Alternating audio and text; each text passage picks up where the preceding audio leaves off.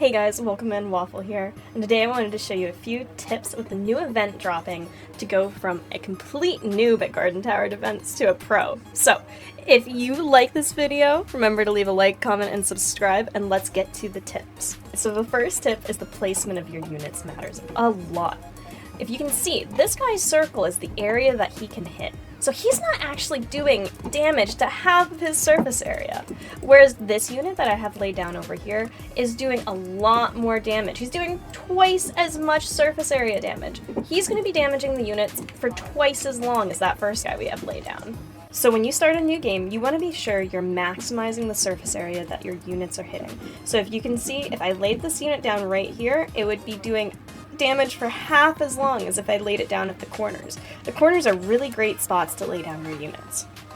If I had a big unit that did a lot of range, like the whole area of this, I'd want to lay it down right in the center of this square. That way he could be doing damage the entire time the bugs are traveling from here all the way over to here.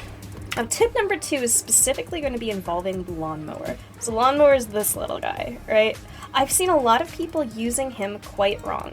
The best way to utilize lawnmower is to set him down at the very end of the map and only place him down right when the bugs are about to hit, so right now.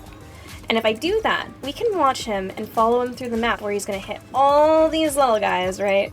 And since we placed him down at the last possible second, it's very likely that more bugs are going to come out of this tunnel by the time he gets to it than if we laid him down sooner. You don't want to lay lawnmower down as soon as you can. You want to save him. See, bugs just started coming out.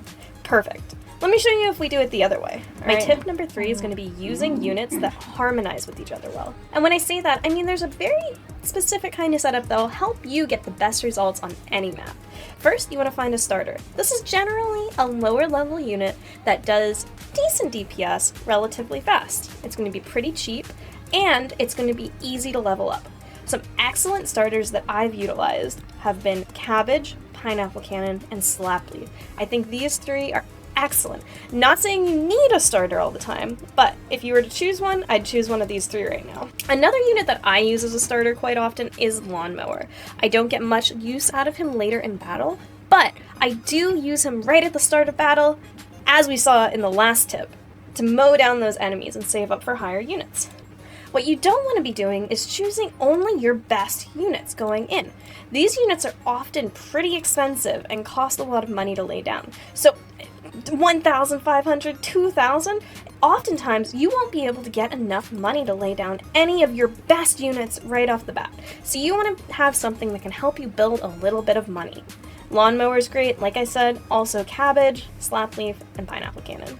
My next tip is don't be scared to be the support princess. Groups often do better if they have things like Speed Sprinkler, Stun Flower, and Ice Buds in their repertoire. If no one in your party has one of these 3 units, it might be a good idea to add one into your kit when you're queuing with other people, or if you're queuing by yourself.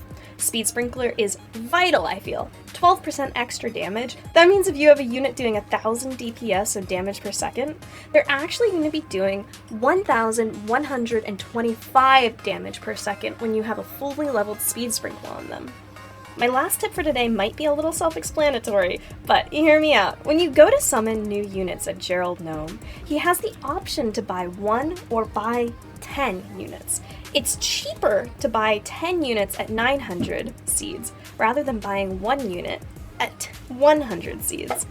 The price if we bought 10 units individually would actually be 1,000 seeds, so we're saving 100 seeds by bundling them. Okay, so these are all my tips and tricks for the upcoming event and the way to maximize your seed earning potential. Let me know if you have any tips of your own, leave them in the comments, and be sure to like, comment, and subscribe this video.